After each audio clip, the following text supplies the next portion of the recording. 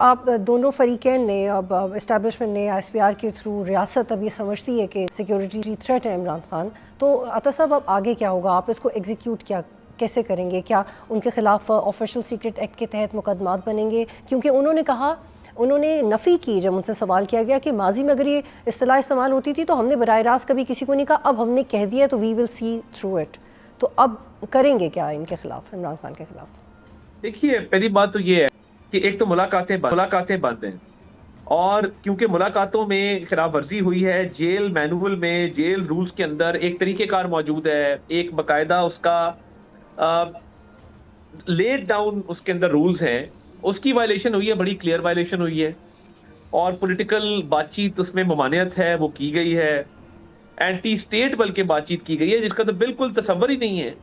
تو یہ تو جیل کی ملاقات ہوتی ہے کہ ویل بینگ پتہ کریں قیدی کی، لیگل معاملات ڈسکس ہوں، بٹ انہوں نے جو حدیں پار کی ہیں، ایک تو ملاقات اب عثمہ بی بی کی بھی بند ہے، باقیوں کی تو بند تھی بیکاز انہوں نے وائلیشنز کی تھی. دوسرا، اڈیالہ کے بعد اب مجمع نہیں لگ سکے گا، یہ چاہے وزیر اعلیٰ آئے ان کا کے پی کا جو مرضی آئے، وہاں پہ کسی کو اجازت نہیں ہوگی کہ وہ مجمع اکٹھا کریں یا وہاں پہ کوئی ہنگامہ کرنے کی کوشش کریں.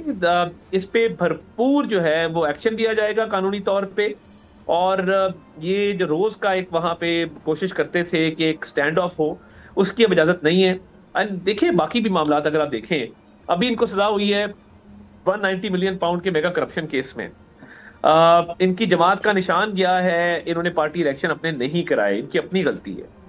انہیں فورن فنڈنگ کے کیس میں سزا ہوئی ہے، ان کے باقی کیسز ہیں. تو میں یہ سمجھتا ہوں کہ یہ پارٹی کے حوالے سے ان کے بہت سارے لوگ ہیں، جس طرح شیر افضل مروت صاحب ہیں، بہت سارے لوگ یہ سوچ رکھتے ہیں کہ ہمیں ذاتی مفاد کے لیے اور سیاسی مفاد کے لیے ملک کو، قوم کو نقصان نہیں پہنچانا چاہیے. لیکن عطا صاحب یہ واضح کیجیے گا کہ پھر کیا سہیل آفریدی کو آپ گرفتار کریں گے ابوائے اڈیالہ جیل کے باہر؟ کیونکہ کے پی کے انفارمیشن منسٹر یہ کہہ رہے ہیں کہ ہم منگل کو جائیں گے ملاقات کرنے کے لیے، اگر ملاقات نہیں کرنے دی گئی تو مزاحمت کریں گے.